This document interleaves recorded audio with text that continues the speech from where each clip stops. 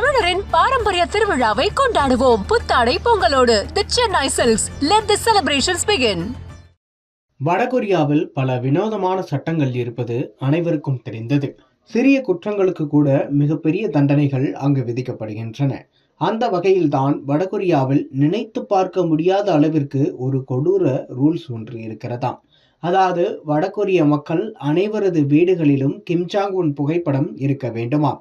இந்த புகைப்படத்தில் தூசு அல்லது அழுக்கு இருந்தால் கூட மிக கடுமையான தண்டனைகள் விதிக்கப்படுமாம்.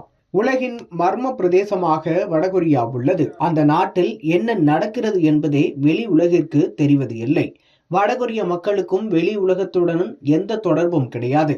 பெரிய திறந்தவெளி சிறை போல மொத்த நாட்டையும் நிர்வகித்து அங்கு சர்வாதிகார ஆட்சி நடத்தி வருகிறார் அந்நாட்டின் அதிபர் கிம் ஜாங் உன்.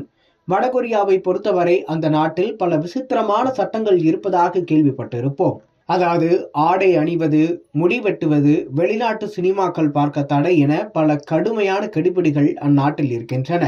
இதற்கெல்லாம் மேலாக ஒரு கொடூர சட்டமும் அந்த நாட்டில் இருப்பதாக வடகொரியாவில் இருந்து வெளியேறியதாக சொல்லப்படும் பெண் ஒருவர் கூறியிருக்கிறார். இன்ஸ்டாகிராம் பக்கத்தில் ஜோ ரோகன் என்ற பெண் வடகொரியாவில் இருந்து வெளியேறிய ஒரு பெண்ணுடன் உரையாடல் நடத்தியுள்ளார்.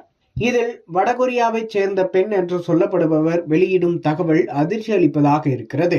அந்த பெண் கூறியதாவது, வடகொரியாவில் அனைவரது வீடுகளிலும் கிம் ஜாங் உன் படத்தை வைத்திருக்க வேண்டும். ஒரு தூசு கூட படியாமல் அந்த படம் இருக்க வேண்டும். திடீரென நள்ளிரவில் கூட வந்து அதிகாரிகள் வீட்டை தட்டி படத்தில் தூசு இருக்கிறதா என பார்ப்பார்கள். அந்த புகைப்படத்தில் ஏதாவது அழுக்கு இருந்தால் அது அரசுக்கு விசுவாசமில்லாத செயலாக கருதப்பட்டு அவர் உடனடியாக கைது செய்யப்படுவார். மரண தண்டனை கூட இதற்கு விதிக்கப்படலாம். அல்லது குடும்பத்தில் 3 தலைமுறையினருக்கு கடுங்காவல் தண்டனை விதிக்கப்படும். ஒருவேளை வீடு தீப்பிடித்தால் கிம் ஜாங் உன் படத்தை தான் முதலில் காப்பாற்ற வேண்டும். அதன் பிறகு மற்றவர்கள் உயிரை காப்பாற்றிக் கொள்வது பற்றி யோசிக்க வேண்டும் என்று கூறியிருக்கிறார். தமிழரின் பாரம்பரிய திருவிழாவை கொண்டாடுவோம். புத்தாடை பொங்கலோடு the Chennai Silks. Let the celebrations begin.